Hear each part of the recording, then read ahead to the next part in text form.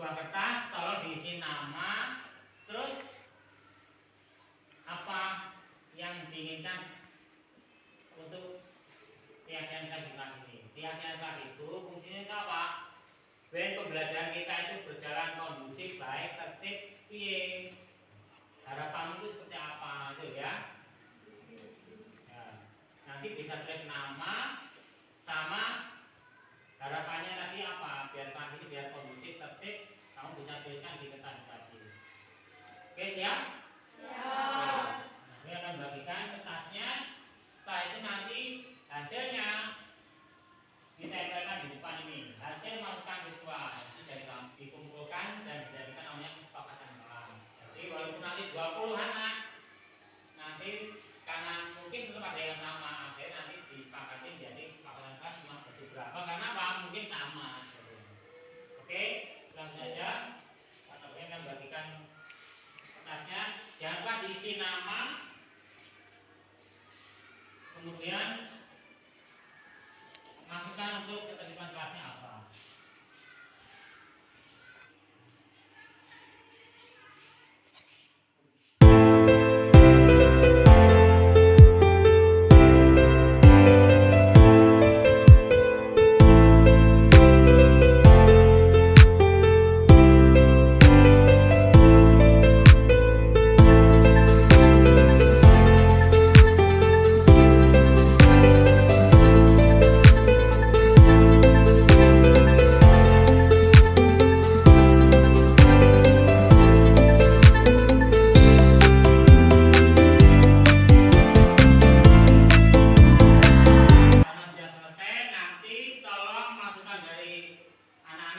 Bisa ditempel di sini.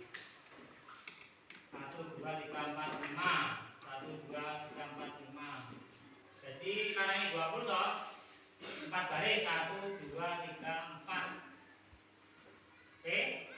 Dari sini dulu berarti 1, 2, 3, 4, 5. Ayo. Nanti ditempelkan sini. Ya.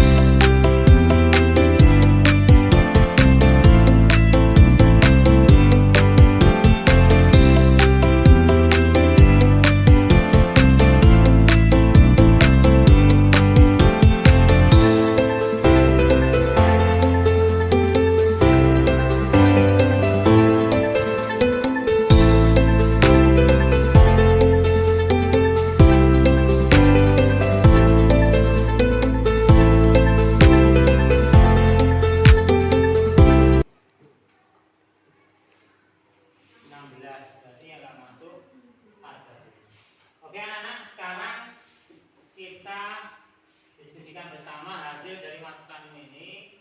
Nanti yang sama berarti diambil satu. Oke. Yang pertama ini dari Inge. Tidak boleh rame di kelas. Luane, kesepakatan keyakinan kelas itu tidak boleh ada kata-kata negatif. Tidak, jangan, itu tidak boleh. Jadi tidak boleh rame di kelas. Berarti apa? Menjaga ketertiban kelas. Ya, poin 1, menjaga ketertiban kelas. Menjaga ketertiban kelas ini disepakati bersama-sama. Menjaga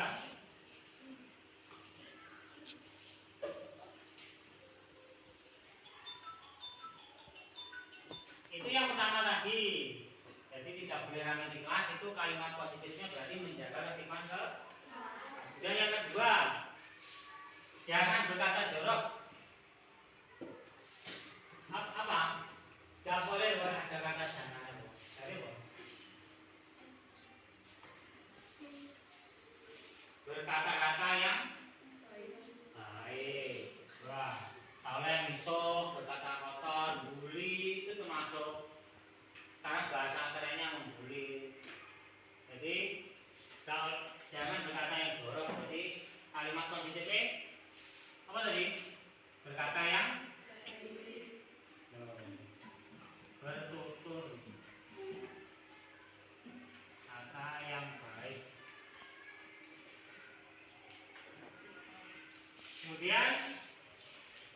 Yang ketiga, berpakaian yang sopan.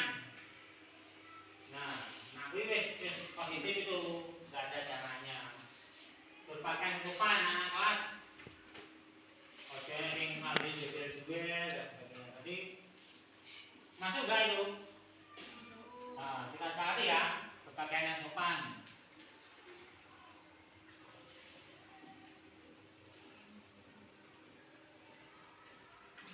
Sopan, anak kelas pakaian yang sopan.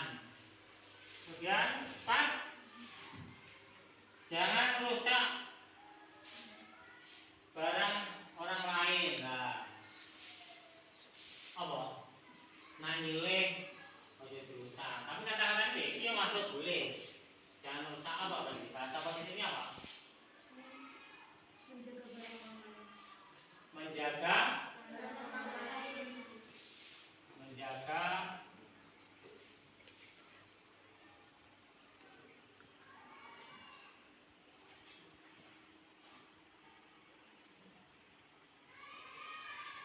barang orang lain. Jadi kena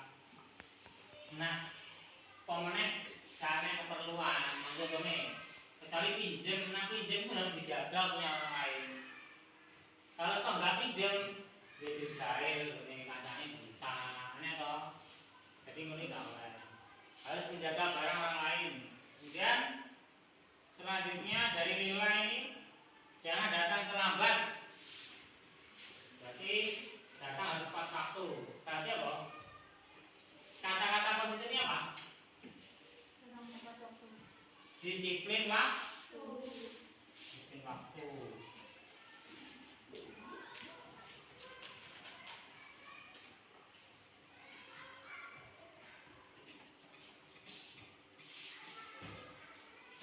Dan ini dari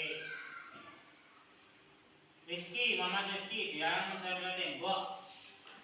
Tembok itu tembok, bangku sama saja. Dilarang, ini masuk nggak? Ini kata positifnya.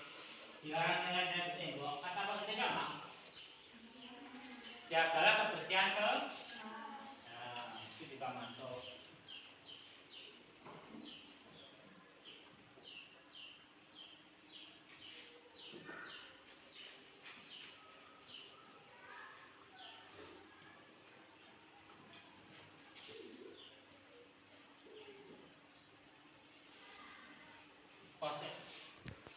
Jadi dari masukan teman tadi karena 20 anak yang masuk 16, berarti yang tidak masuk 4. Dari masukan teman 16 tadi dapat disimpulkan keyakinan kelas yang kita sepakati berapa?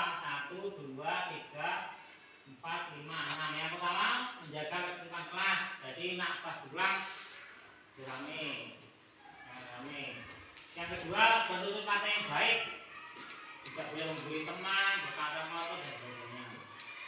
Yang ketiga, berpakaian yang sopan, colek, bajunya sobek dan sebagainya yang tidak sopan masuk ke kelas. Yang keempat, menjaga milik orang lain. Ada perlu atau tidak? Contohnya pinjam. Kalau pinjam punya orang lain dirawat. Kalau kok nggak pinjam, ojo jahil. Ini kancane ditauti nanti bisa. Yang kelima, disiplin waktu, datang, pulang, tepat waktu. Dan yang keenam, jagalah kebersihan kelas. Jagalah kebersihan kelas. Ojo dicoleti temboknya, bangkune, ataupun yang lain dijaga kebersihannya. Oke anak-anak, ini keyakinan kelas kita bersama, kita sepakati? Sepakat? Sepakat. Berarti kewajiban kita selain disepakati berarti melaksanakan. Nanti beberapa bulan dievaluasi hasil keyakinan kami berjalannya seperti apa. Oke?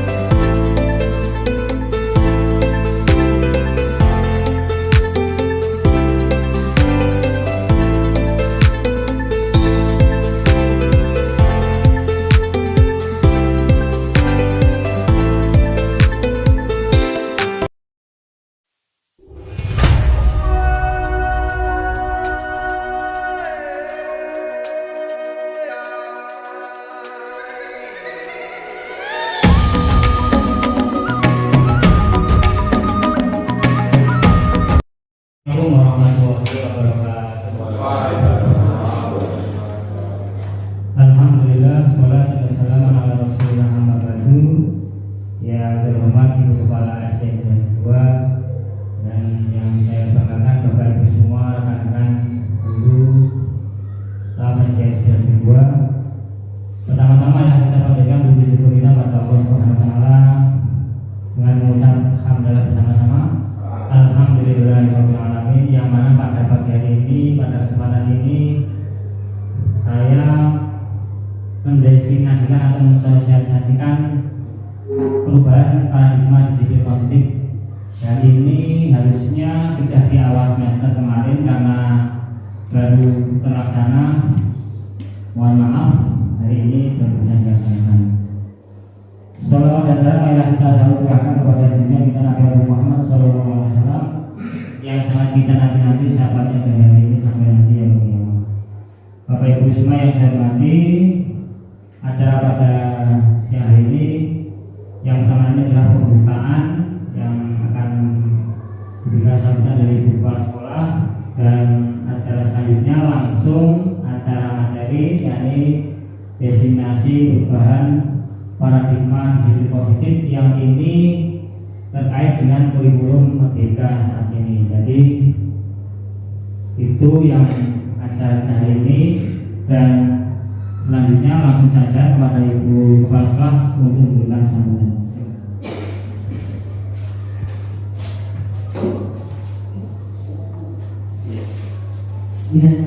Assalamualaikum warahmatullahi wabarakatuh. Pada Bapak Ibu Guru SD Negeri 3 yang dihormati, maaf, dari SD Negeri 2 yang saya hormati, marilah pada pagi hari ini kita selalu mengucapkan puji syukur kepada Allah Subhanahu wa taala atas limpahan rahmat dan hidayahnya sehingga kita masih bisa melaksanakan kegiatan yaitu sosialisasi dari Bapak Nabawi sebagai guru bergerak. Tak lupa selawat serta salam kita aturkan pada junjungan kita Nabi Muhammad SAW yang selalu kita nantikan sahabatnya di akhir akhir nanti. Amin amin ya rabbal alamin. Bapak Ibu yang saya hormati, pada pagi hari ini di SDN Setilaji 2 melaksanakan kegiatan yaitu desiminasi budaya positif di SDN Setilaji 2 oleh Bapak Nabawi, Calon Guru Penggerak Angkatan 7 tahun 2020. Bulan kemarin ya Pak, di Kabupaten Ngawi. Marilah Bapak Ibu, pada pagi hari ini kita ikuti, kita dukung rekan kita dari Pak Nabawi dengan melaksanakan paparan dari perubahan paradigma disiplin positif di SDN Setilaji 2 ini. Kami juga mengucapkan banyak terima kasih pada penjenengan semuanya yang selalu bekerja sama, selalu mendukung rekan-rekan kita dalam kegiatan apapun, kegiatan yang bersifat positif untuk kelancaran SDN Setilaji 2 ini, utamanya dengan kemajuan SDN Setilaji 2 ini. Untuk kegiatan pada pagi hari ini itu nanti harapannya kita bisa menerapkan budaya positif terkait pelaksanaan pembelajaran di kelas. Kita terapkan budaya positif terkait pelaksanaan pembelajaran di kelas sesuai dengan kurikulum kita, yaitu kurikulum Merdeka. Nah, yang sudah kita laksanakan tahun 2022 kemarin sudah dimulai, utamanya dari kelas 1 dan kelas 4. Gitu. Untuk selanjutnya nanti tahun 2023 ini nanti kelas 2 2 dan kelas 5. Untuk tahun 2024 nanti kelas 2 dan kelas 6. Sehingga tahun 2024 ini semuanya sudah melaksanakan kurikulum merdeka. Mohon Bapak Ibu nanti dari paparan Pak Nabawi kita betul-betul memperhatikan ya. Jadi kita bisa melaksanakannya dan bisa kita terapkan. Ya, selanjutnya kita bisa menerapkan disiplin anak hasil prosedur yang baik daripada segera juga. Ini disiplin. Kegiatan apapun ya, itu utamanya yaitu disiplin. Mohon tolong Bapak Ibu nanti ya disiplin dari diri kita sendiri dulu ya.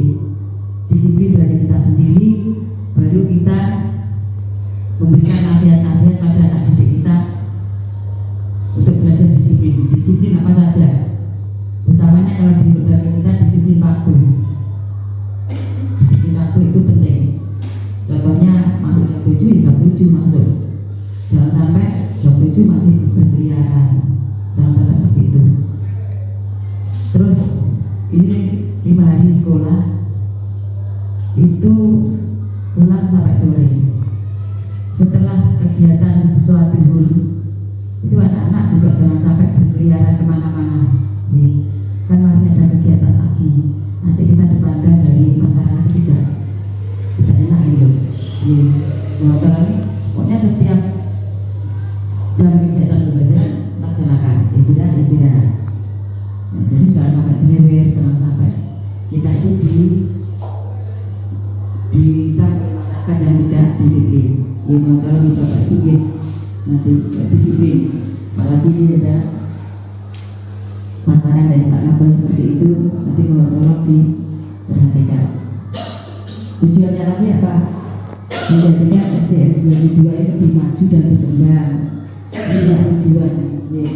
Mohon tolong untuk SDX 22 ini ya, ada perubahan. Ada perubahan. Apalagi besok rencana ada NI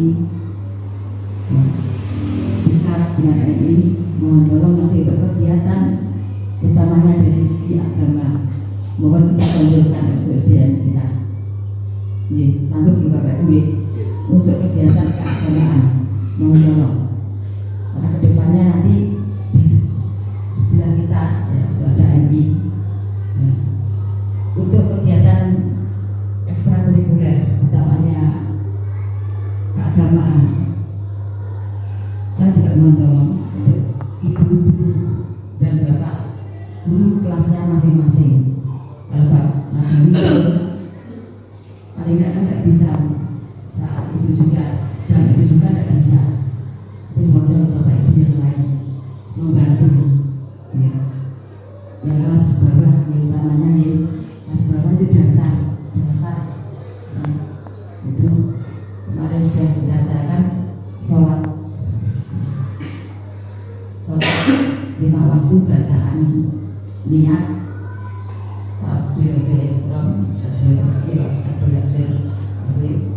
terus bacaan sholat tujuh buku tarian alam agama itu mohon tolong. Jadi kan harus semangat dengan kok tidak malek kita mengingatkan anak-anak, mengajarkan anak-anak untuk kedepannya lebih bagus lagi. Terus anak-anak misalkan anak-anak yang cerowetan itu segera diingatkan, mengingatkan tidak dengan sentak tidak, panggil aja diberi pengertian pemahaman.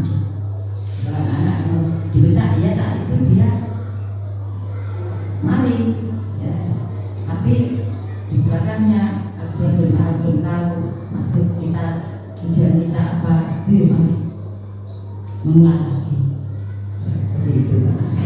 Nanti pemahaman dan pengertian untuk anak-anak kita. Tapi saya lihat di sini sudah agak pendidikan ya. Anaknya biasa wajar kenalan anak-anak itu wajar.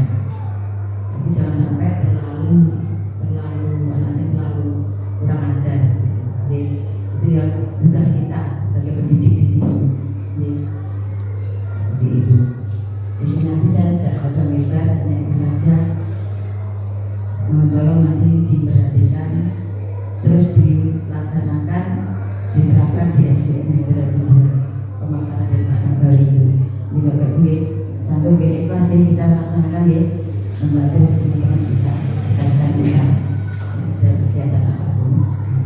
Terima kasih. Wassalamualaikum warahmatullahi wabarakatuh.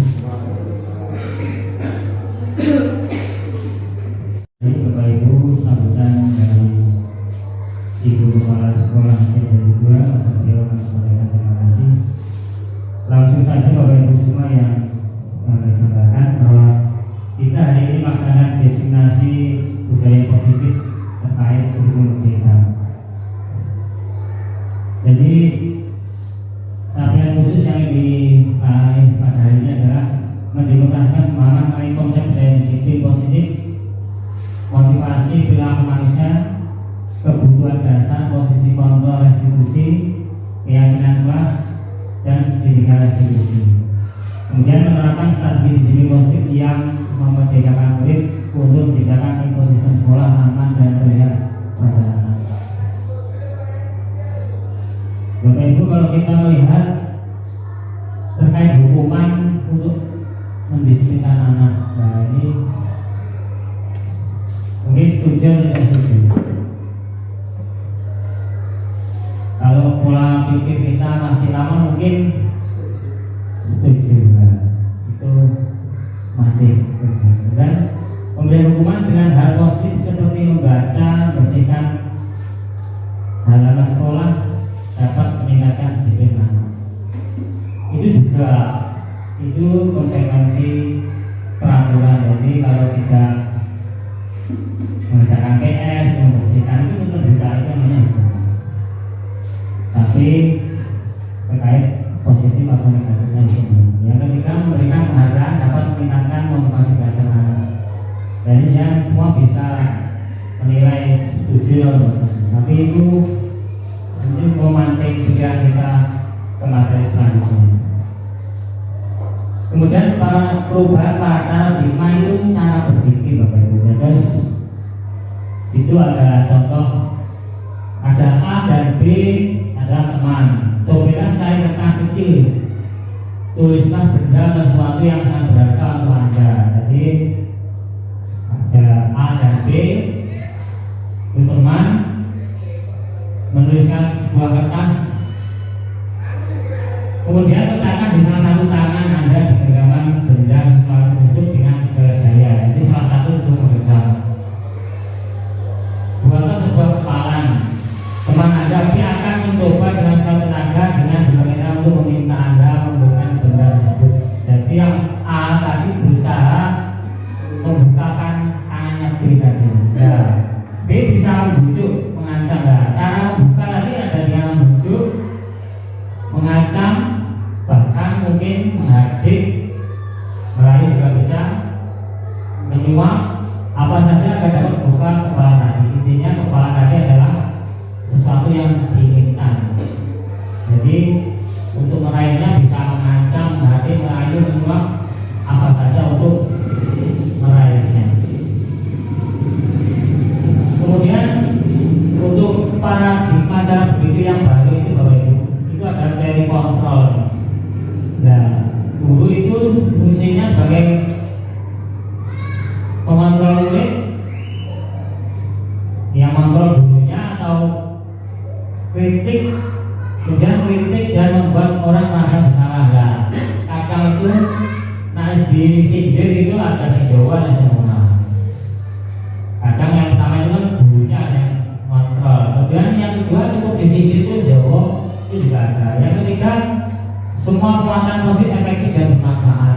Jadi penguatan positif itu ada yang bermanfaat, ada yang tidak. Tidaknya itu kadang ketergantungan. Contohnya kalau kamu bisa ini dikasih ini lah, tapi kalau tidak dikasih suatu saat dia tidak melakukan. Kemudian orang dewasa memiliki hak untuk memaksa. Nah, ini memaksa itu walaupun bagaimanapun keadaannya tetap tidak boleh sebenarnya. Kemudian perubahan cara berpikir tentang stimulus respon. Kalau dulu stimulus itu ada yang itu baru ada respon. Kemudian yang terbaru ini ada teori kontrol. Jadi kalau yang lama itu distimulus dulu, juara satu dapat sepeda.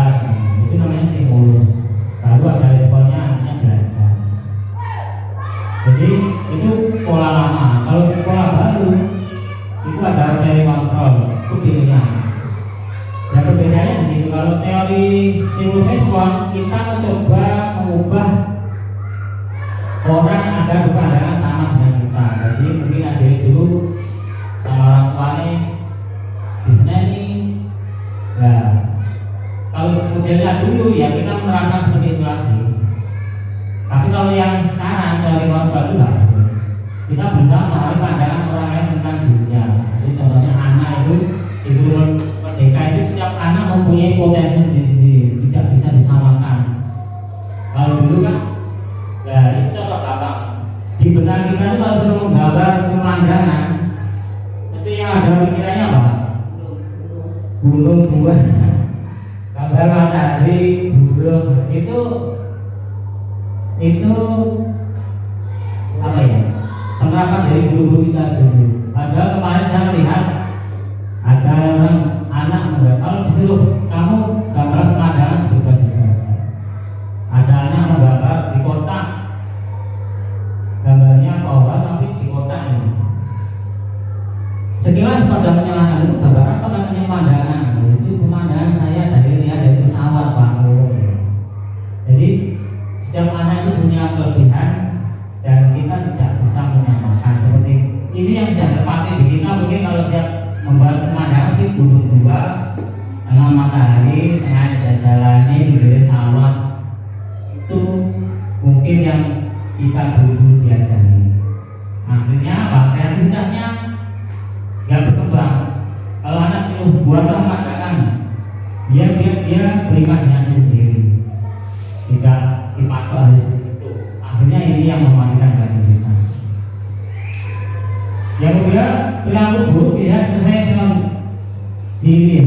sebagai suatu kesalahan. Nah, kalau teori kontrol, semua perilaku memiliki tujuan. Contohnya kalau anak terlambat, berarti dia itu melambat, mungkin bangun tidurnya atau kesiangan tidurnya. Jadi dikontrol dulu, ditanya dulu.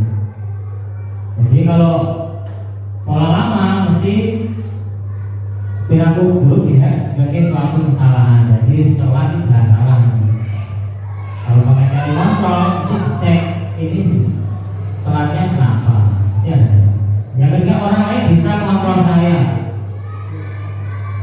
Nah, kalau yang terkini hanya Anda yang bisa mengontrol diri Anda. Sebenarnya yang benar itu ya yang mengontrol diri anak ya anak sendiri. Kalau dari luar, ya contohnya saya mintakan saran, ya mungkin saya itu berangkat karena saya paksa. Tapi ketika saya tidak menanyakan, tidak mengabsen lagi, kadang saya nggak sholat lagi. Nah ini akibatnya. Jadi saya pun berusaha bagaimana itu lahir dari hati saya. Kemudian saya bisa mengatur orang lain. Dan pola pikir lama itu seringkali ngatur orang. Kalau yang terbaru, Anda tidak bisa mengatur orang lain. Jadi kita cuma ngasih pemahaman biar dia bisa memahami dirinya sendiri untuk lebih baik.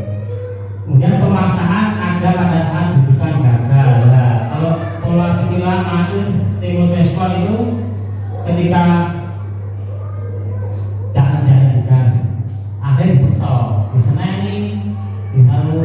keluar dan sebagainya. Tapi yang terbaru, kolaborasi dan konsensus menciptakan pilihan-pilihan baru. Coba temannya yang bisa suruh ngajari atau saya sebelumnya. Kemudian model berpikir menang kalah. Jadi kalau dulu pikirannya itu antara menang dan kalah. Kalau sekarang model berpikir menang-menang. Contohnya ya, kalau setiap penerimaan rapat pasti ada juara satu, juara dua. Ada yang tidak juara. Kita harus memahamkan bahwa jadi kecerdasan itu tidak cuma intelijensi di otak.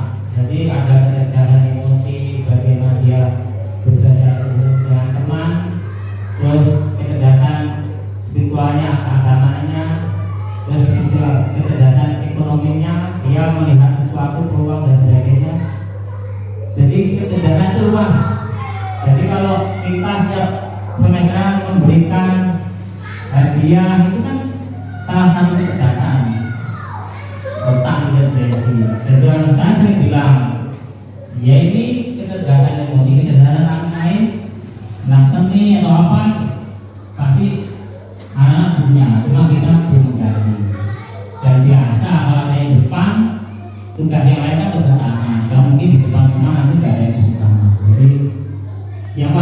kecerdasan itu banyak, tidak cuma intelijensi. Jadi besok kalau contohnya Sakila yang kita nyanyi itu kecerdasan seni dan sebagainya itu juga perlu diapresiasi. Kemudian disiplin positif Bapak Ibu. Jadi ketika kita memahami kata disiplin itu mungkin kita perlu bertanya pada diri bagaimana kita berperilaku. Jadi kemudian mengapa kita melakukan segala sesuatu? Apa kita melakukan sesuatu karena adanya dorongan dari lingkungan atau dorongan dari yang lain? Jadi dorongan itu bisa dari lingkungan, diri sendiri, ataupun dorongan yang lain. Kadang kita melakukan sesuatu karena kita menghindari rasa sakit dan ketidaknyamanan. Jadi kadang contohnya mengerjakan karena takut dimarahi pak gurunya dan sebagainya. Itu dorongan dari luar. Tapi itu bisa dilatih biar anak punya dorongan dari dalam diri. Kemudian yang kita perlu tanyakan dalam diri kita bahwa jujur dalam hati di sini itu nyaman banget. Di sini itu tidak nyaman.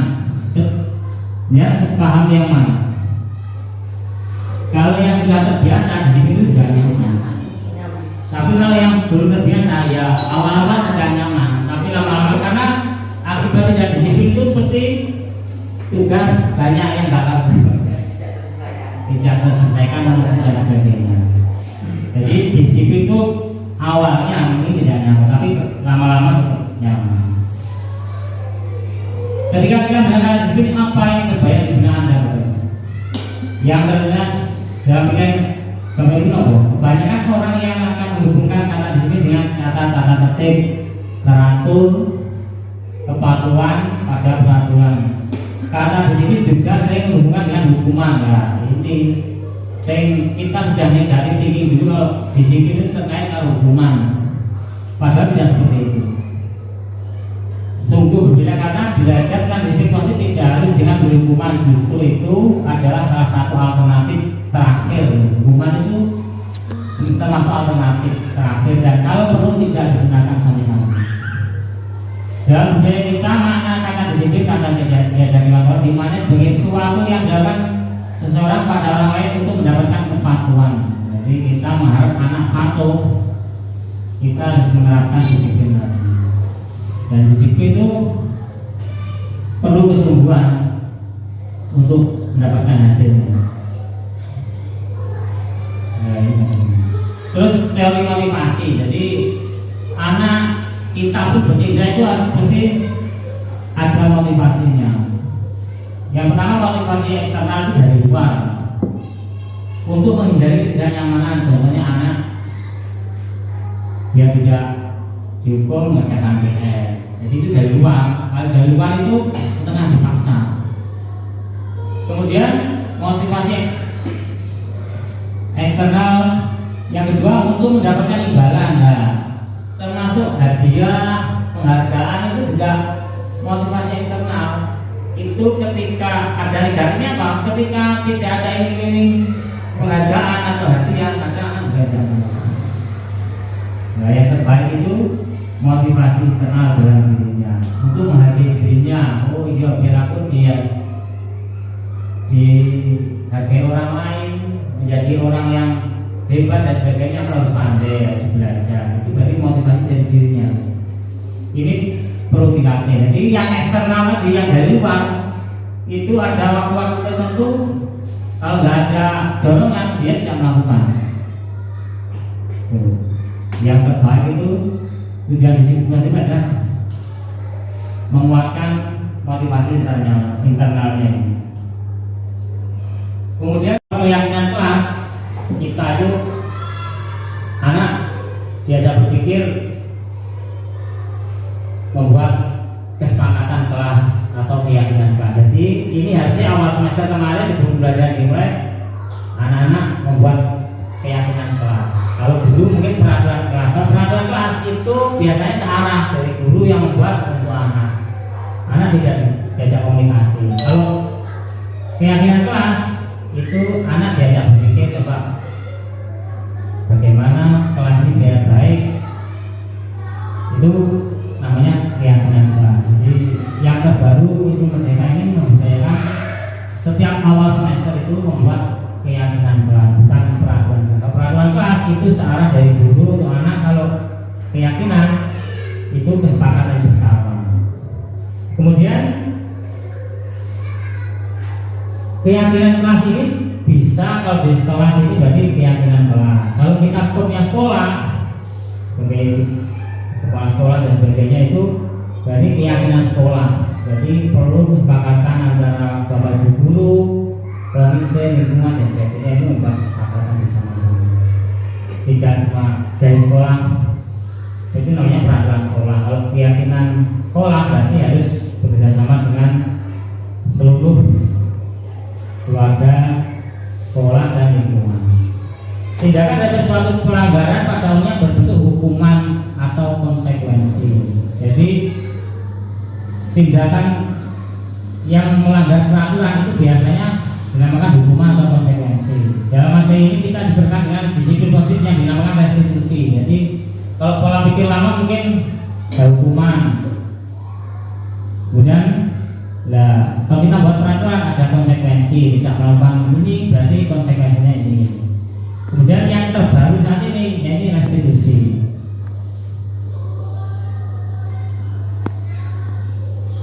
Nah ini terkait kalau secara hasil hukuman itu identifikasinya gagal, tapi kalau konsekuensi sama restitusi itu berhasil, tapi itu grade-nya tinggi yang restitusi. Jadi contohnya kalau hukuman sesuatu yang menyakitkan contohnya anak tidak mengerjakan PR, pola pikir lama dulu suruh di luar atau berlari dan sebagainya. Kalau konsekuensi berarti dia bapak ibu buat peraturan tidak mengerjakan PR, disuruh membersihkan kamar mandi atau apa, itu berarti sesuatu harus terjadi, tapi tetap anak dipaksa karena peraturan. Kalau restitusi merupakan pilihan, anak diajak ngomong, ini kamu begini, suka harusnya bagaimana. Jadi kalau restitusi itu pilihan, tidak mutlak dari guru. Kalau peraturan jelas itu searah dari guru atau sekolah. Kemudian yang kedua contohnya tidak nyaman untuk murid anak untuk jangka waktu panjang. Nah, hukuman itu kalau jangka panjang,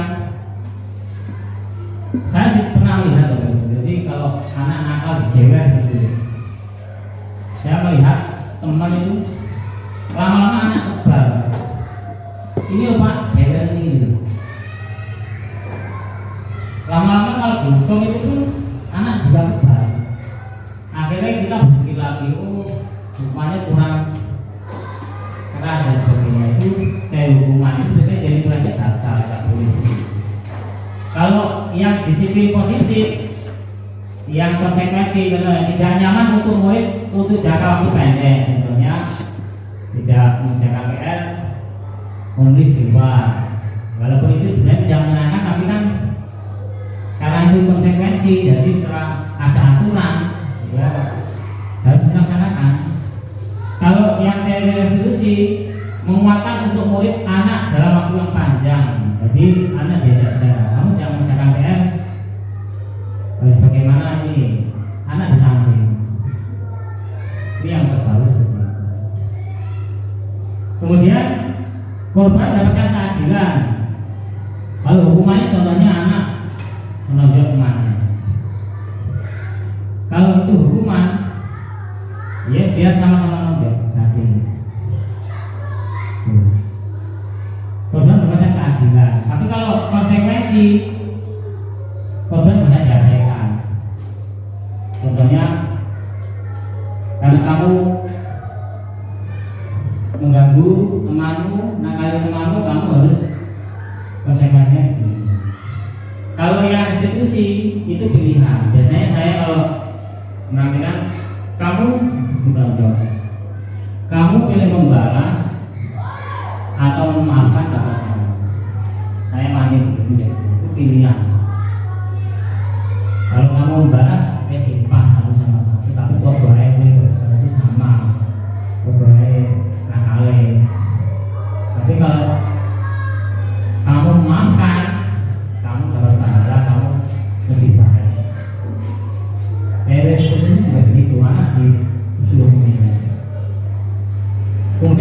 anak akan tersakiti dan rumah sudah tersakiti. Kemudian kalau yang konsekuensi murid anak dibuat tidak nyaman, kok.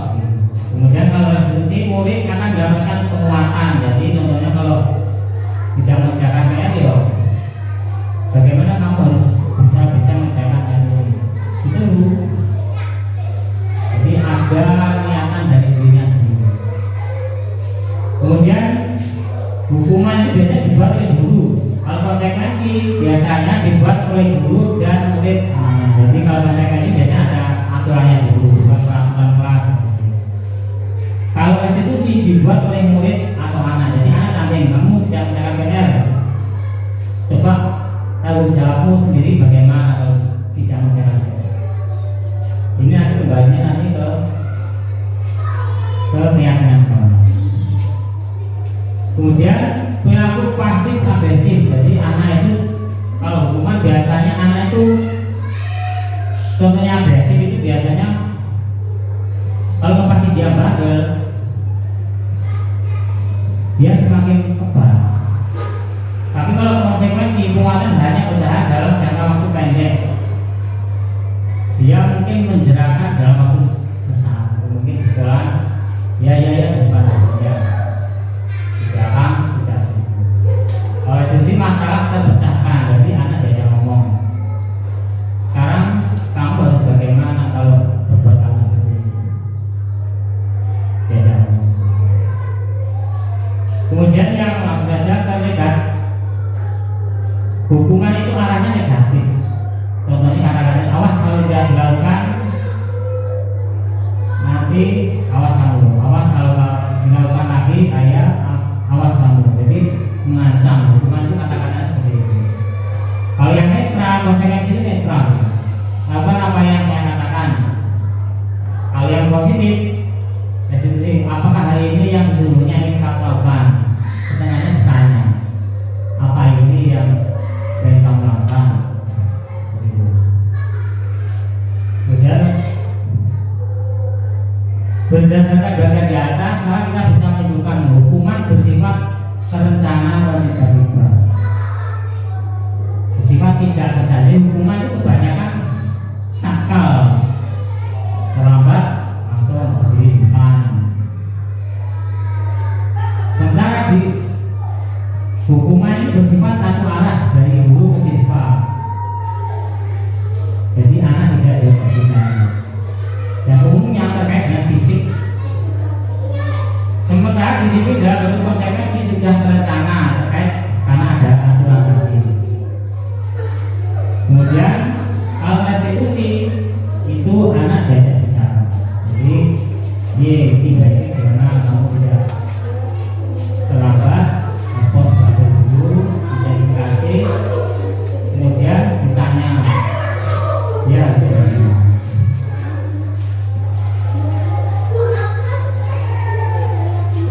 Coba Bapak Ibu ini dan dipikirkan bisa dijawab. Kalau mencatat 100 kali dalam buku kalimat saya tidak akan terlambat lagi karena terlambat ke sekolah. Ini hukuman atau konsekuensi pelajar dari sekolah? Itu hukuman. Yang jelas menyakitkan itu. Lari mengelilingi lapangan itu juga hukuman. Membersihkan coretan yang dibuat di meja, membersihkan coretan yang ada di meja itu hukuman atau konsekuensi? Konsekuensi. Karena apa? Dia tanggung jawabnya seperti kesini. Kemudian diminta untuk berhak, menggantikan kertas tugas teman yang terselesai. Ini konsekuensi. Bersebut di lapangan belas hukuman. Murid diminta untuk berjalan kaki, nyeker. Ini juga hukuman. Jadi di kelas itu juga membersihkan tumpahan air di meja tulis karena tersenggol pada saat belajar. Konsekuensi. Kehilangan murid jam-jam untuk mengerjakan tugas. Mengerjakan tugas ada merupakan apa? Konsekuensi. Dulu dibangun di pinggir lapangan, di jam-jam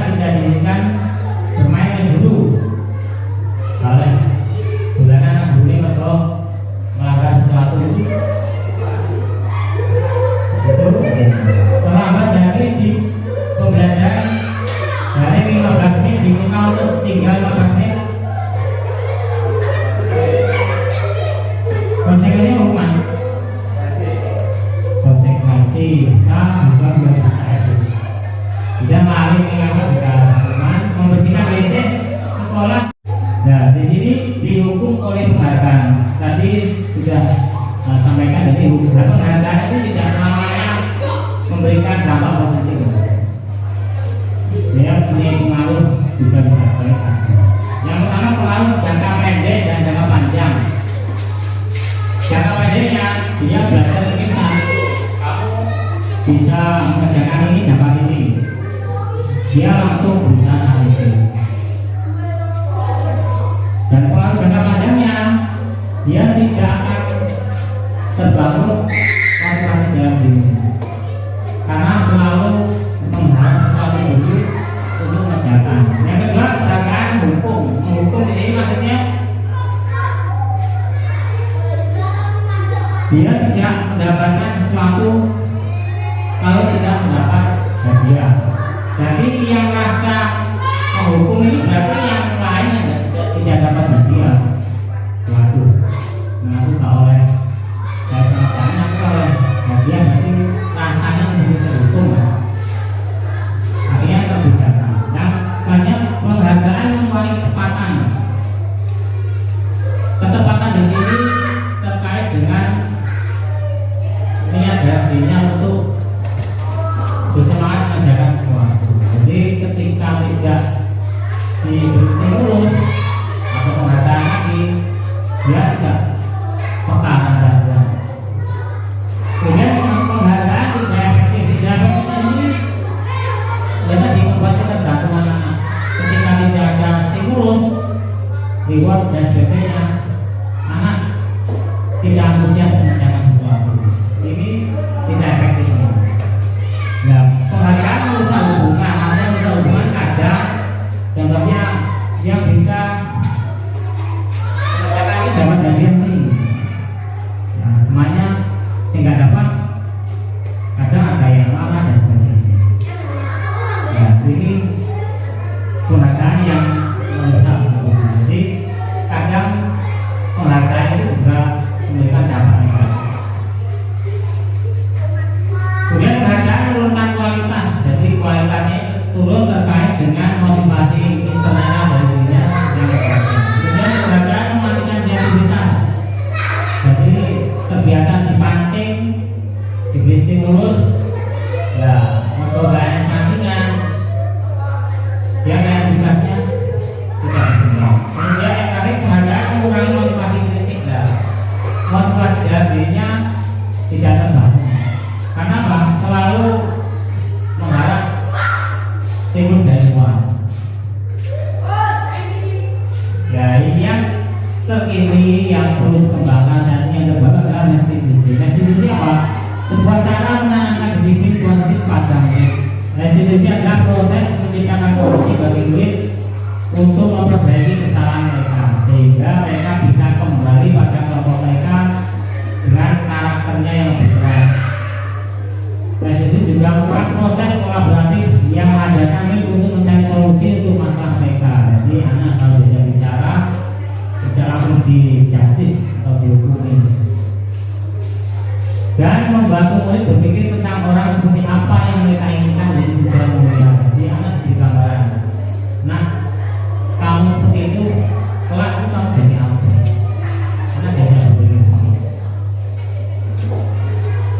Jadi restitusi yang pertama adalah itu bukan untuk menebus kesalahan. Jadi jangan kita berpikir sebagai kita jangan PR selalu dihukum.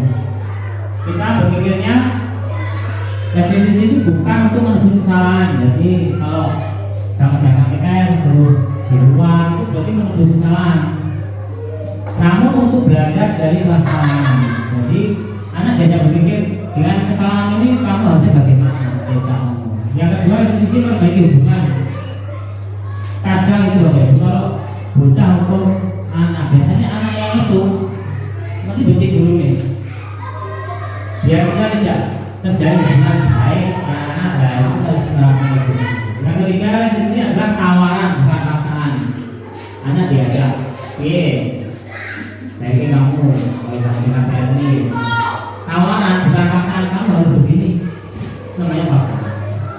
Yang keempat, restitusi menuntun untuk melihat ke dalam diri. Lihat, jadi anak disuruh lihat dirinya. Nah, kamu begini akibatnya apa? Misalnya kamu kesiangan, gampang mesti ada sebabnya. Tadi malam main HP tau, kemalaman dan sebagainya. Coba kalau kamu disuruhkan, kau jadi apa? Jadi yang kelima di sini mencari kebutuhan dasar yang dasar tindakan. Jadi anak melakukan kesalahan itu pasti ada sebabnya. Dicari apa yang mendasari perbuatannya itu.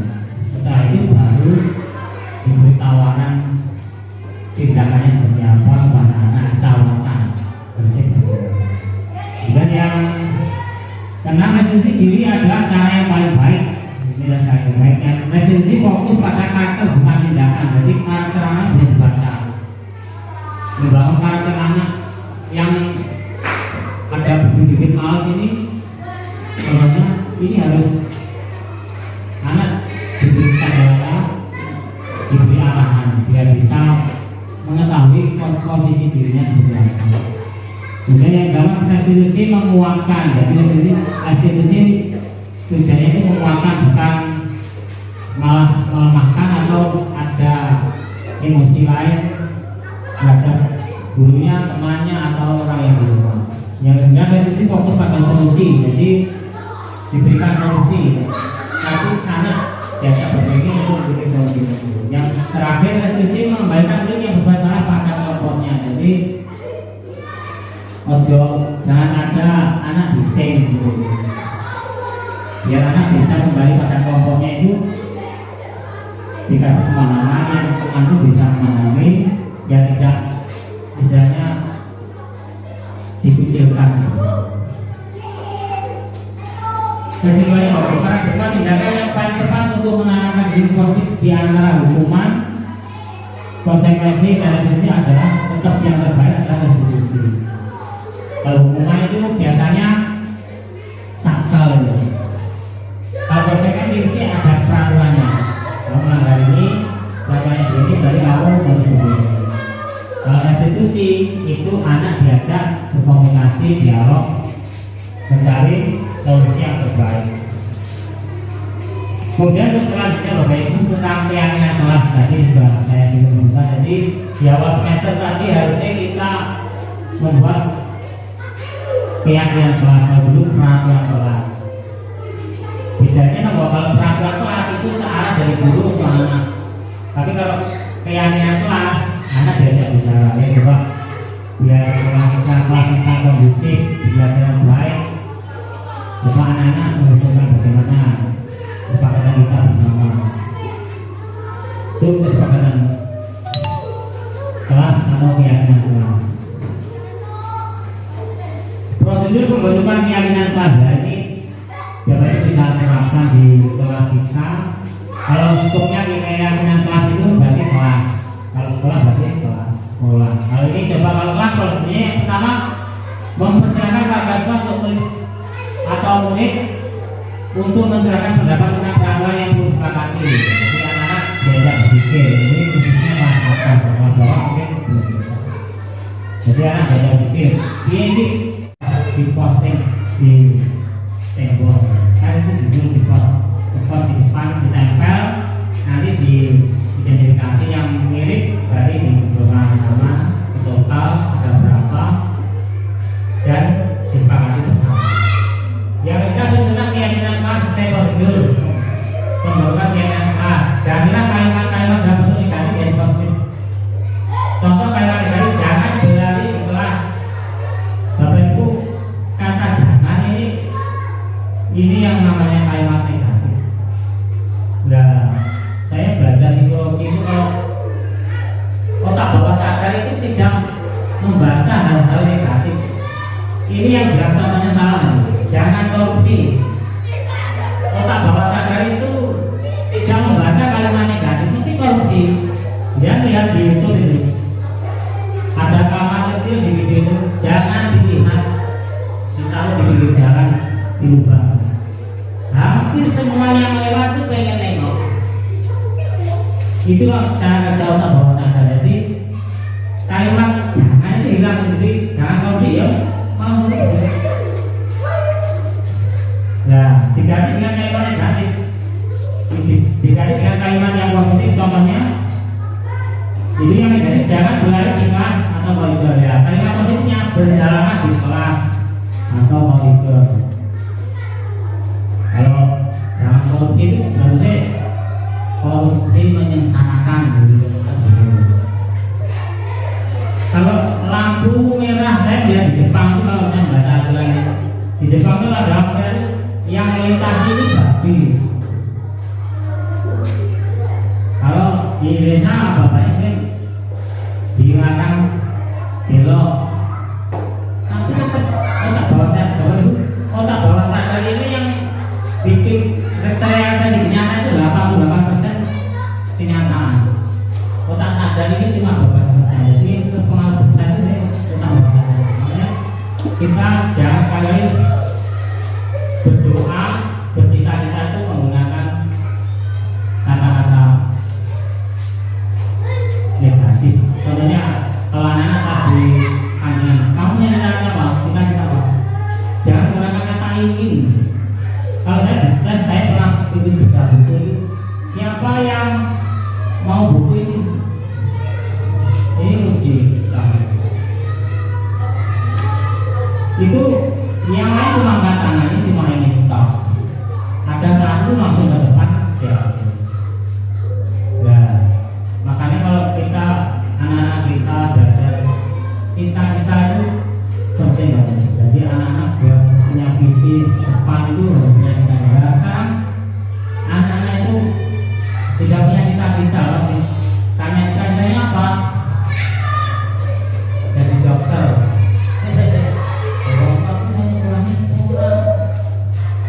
Jadi Bapak Ibu tolong diterapkan nanti tugas kita itu cuma bercita-cita dan berikhtiar. Yang jalannya mengajar itu yang Maha Kuasa. Jadi kalau kita lihat jadi dokter, orang ingin jadi dokter salah, jadi polisi, jadi guru. Jadi kalimat itu juga mengaruhi. Seperti ini dia itu menguji otak bawah sadar. Jangan dilihat itu ada kamar kecil di lubang, jangan dilihat hampir semua yang pelewat itu pengen lihat semua. Itu cara otak bawah sadar. Jadi harusnya diganti kalimat yang positif. Melihat dapat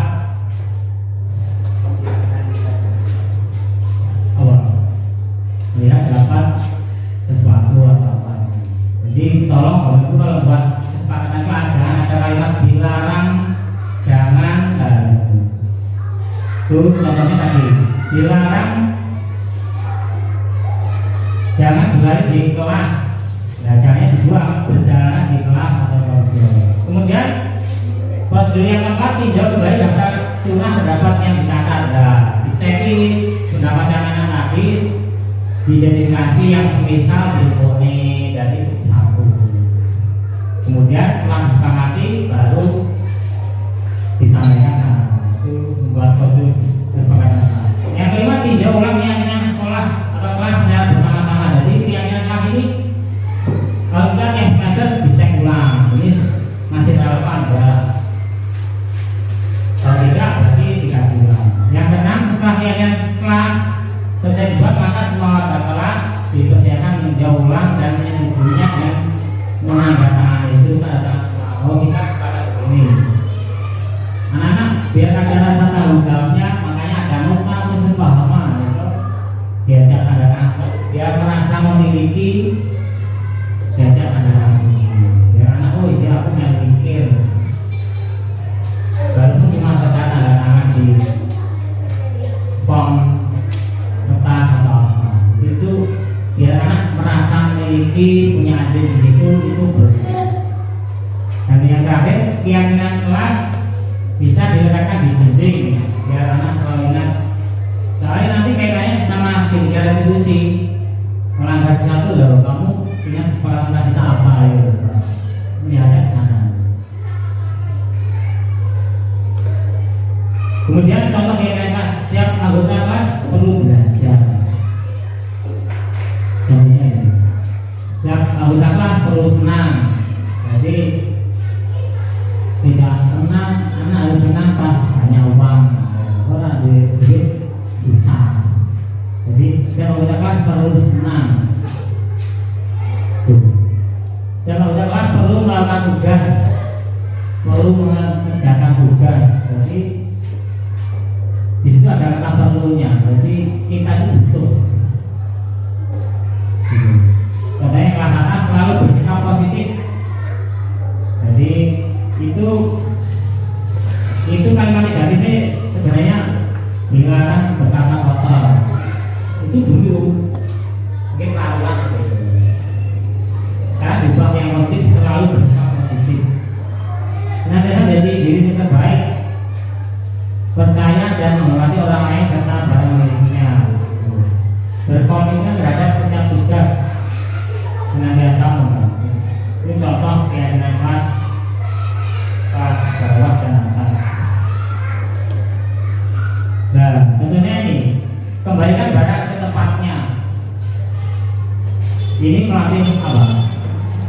Nilai yang dicari apa? Kalau kembalikan barang ke tempatnya, nilai yang dibandingkan yang dituju apa? Nilainya kembalikan barang ke tempatnya, melatih apa? Disiplin. Dilarang mengganggu orang lain. Nah, ini peraturan, kata dilarang mengganggu orang lain. Harusnya kalau itu dibuat yang negatif, yang positif bagaimana? Dilarang mengganggu orang lain. Ya, itu kalau otak bawah sadar bahasanya mengganggu orang lain.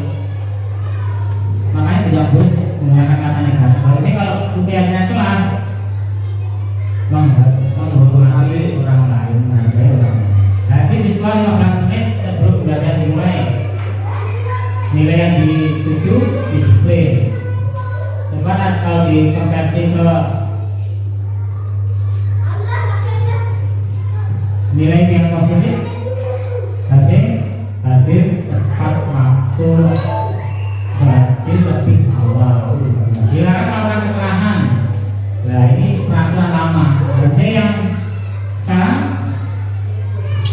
dilarang melakukan kekerasan. Apa tuh? Harus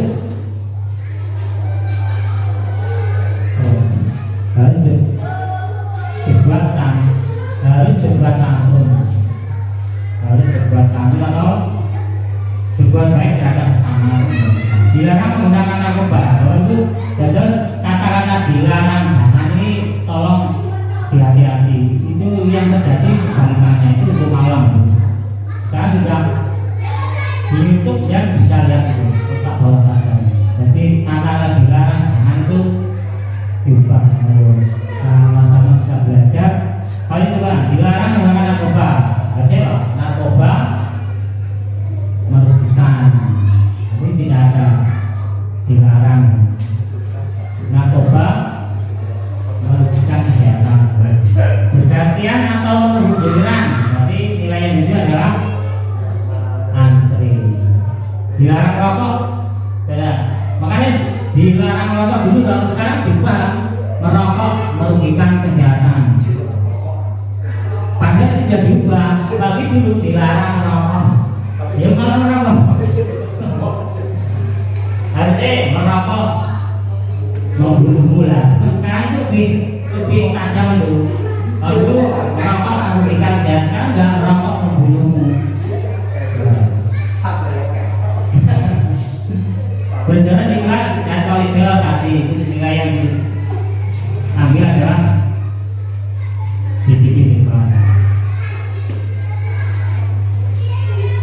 Nah, tadi kita di antara hukuman, konsekuensi, dan restitusi yang terbaik hanya restitusi. Nah, restitusi itu ada 5 posisi kontrol. Kita sebagai guru ada posisinya ada 5. Jadi kalau kita dari posisi kita sebagai guru, kalau ada tindakan anak seperti itu ada 5. Yang pertama penghukum. Ya.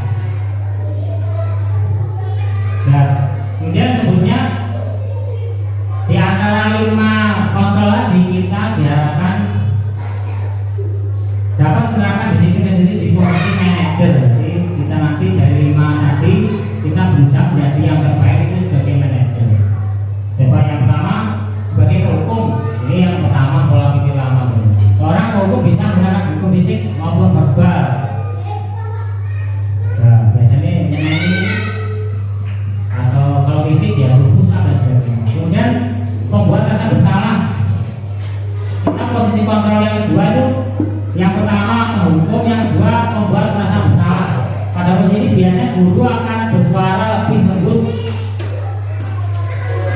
Ya, ini biasanya membuat rasa bersama.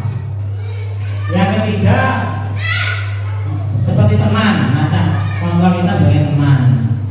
Guru pada waktu ini tidak akan menyakiti murid, namun akan tetap berupaya mengontrol murid melalui persuasi, pendekatan dengan kata-kata. Tapi juga hati-hati, karena kalau tidak hati-hati anak bisa melunjak. Dan yang terbaik itu yang terakhir itu sebagai manajer atau pemantau yang berat. Yang keempat pemantau berarti mengawasi. Ini yang kontrol yang ketiga sebagai pemantau. Pada saat itu mengawasi kita bekerja atas perilaku anak-anak yang diawasi. Ini terkait aturan, karena peraturan sudah dibuat, dia sudah tinggal dari pemantau. Dan yang terakhir yang terbaik itu adalah sebagai posisi sebagai manajer.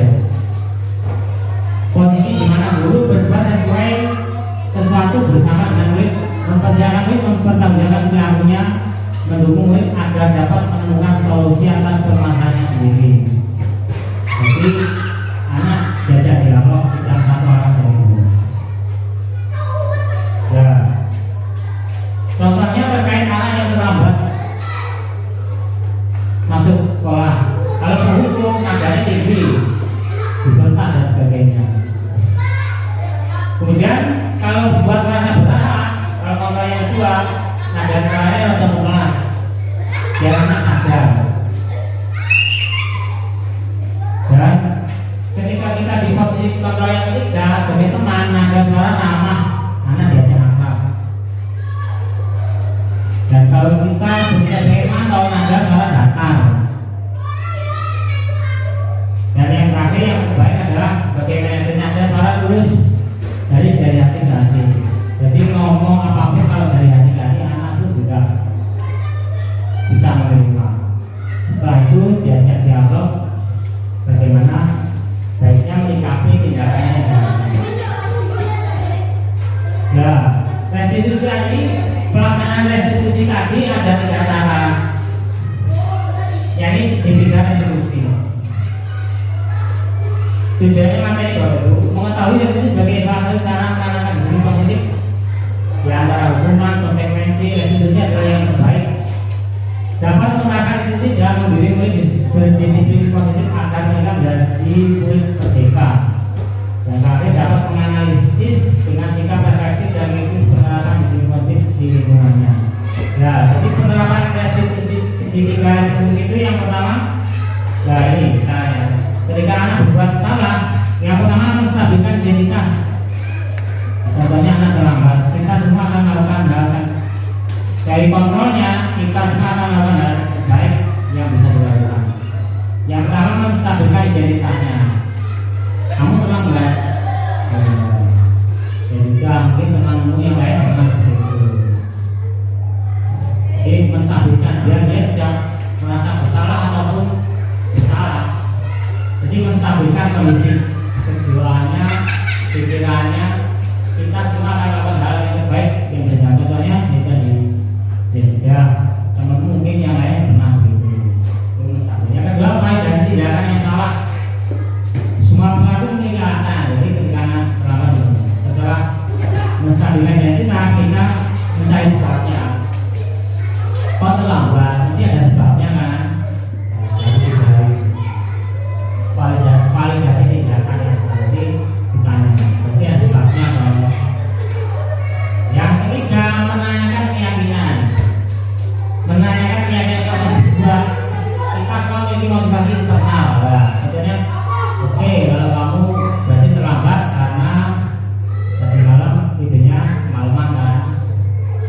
Nah, sekarang dilihat keyakinan kelasnya apa? Jadi tepat waktu. Jadi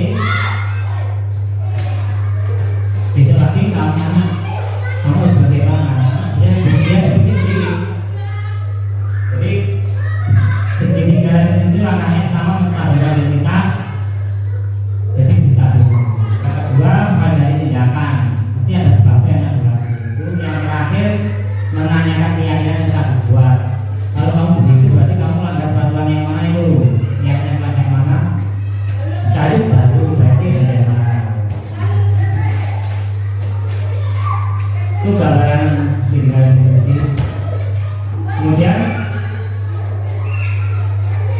Sisi yang pertama tadi menstabilkan tadi. Yang pertama adalah berbuat salah itu tidak apa-apa. Makanya saya bilang, oh iya kamu terlambat ya. Teman lain benar tidak apa-apa. Itu jangan kalau menstabilkan. Kedua tidak ada manusia yang sempurna. Dibilang memang tidak ada manusia. Saya pernah melakukan satu itu mungkin temanmu ada yang seperti itu. Dan ini bisa Bapak Ibu ingat saya siapa yang salah. Jadi yang diidentifikasi itu bukan kita fokus pada salahnya, tapi anak bisa mengklarifikasi tindakannya itu pas atau tidak. Kemudian kamu berhak merasa begitu. Jadi anak diajak perasaannya juga bermain. Apakah kamu sudah menjadi teman yang baik buat diri sendiri? Ya, kalau kamu begitu itu baik buat diri sendiri. Itu yang indikasi menstabilkan dan besar. Dan yang kedua, validasi tindakan. Jadi padahal kamu bisa melakukan yang lebih buruk dari itu. Jadi intinya memvalidasi tindakannya. Kamu sebenarnya alhamdulillah kamu sudah masuk daripada yang masuk. Kamu pasti punya alasan apa melakukan ini lah. Tanya alasannya. Kok terlambat berarti apa sebabnya? Itu ada.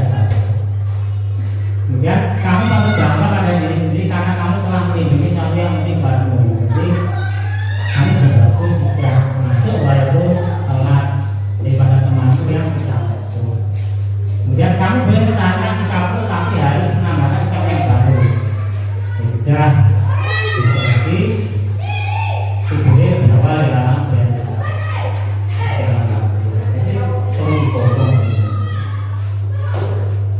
dan yang terakhir menanyakan keyakinan. Jadi keyakinan kelas tadi sebenarnya dibuat dulu.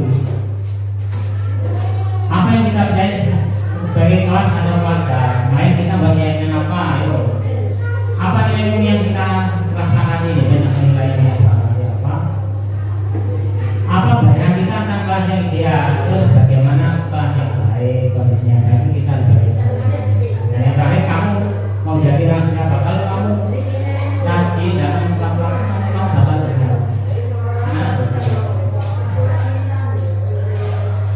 Ibu Bapak Ibu, kesimpulan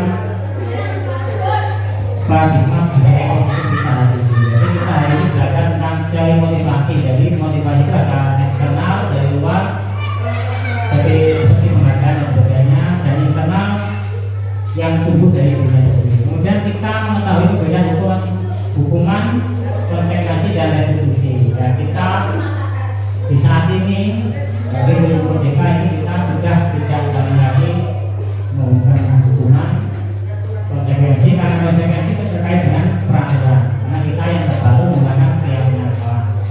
Dan yang terakhir mengambil tindakan dengan ketiga restitusi. Kemudian yang ketiga, setelahnya kita buat keyakinan kelas. Monggo setelah ini kita bisa keyakinan kelas. Jadi sekarang keyakinan kelas bukan peraturan. Yang keempat, mengetahui posisi 5 kontrol tadi. Jadi kita di mana, dan yang terbaik di antara 5 tadi adalah kita sebagai manajer. Dan yang terakhir kita harus tetap belajar tentang penerapan tiga restitusi. Jadi monggo hal-hal positif yang ini